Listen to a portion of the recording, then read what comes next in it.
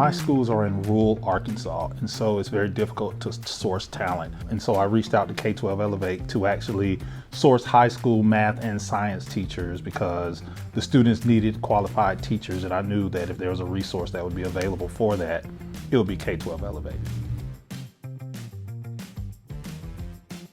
I've been using K-12 Elevate since the pandemic. When I started in Providence, Rhode Island, we used them in our schools, and I was extremely pleased with them. I had a teacher who was on maternity leave who taught 8th grade Spanish 1, and the K-12 Elevate teacher was there for the first semester. The teacher came back after January, and I would get emails from parents and students asking for the K-12 Elevate teacher back.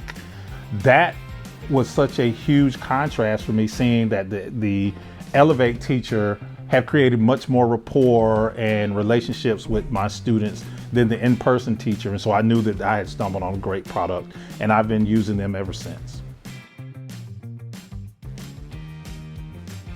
What probably was the biggest benefit was actually knowing that the students were going to be using standards-based curriculum and actually getting day-to-day instruction from a live teacher. For me, it's knowing that not being able to find good local talent is not going to impair my students from learning. I know I have a trusted partner that I could always lean on if that live in-person teacher is not always an option.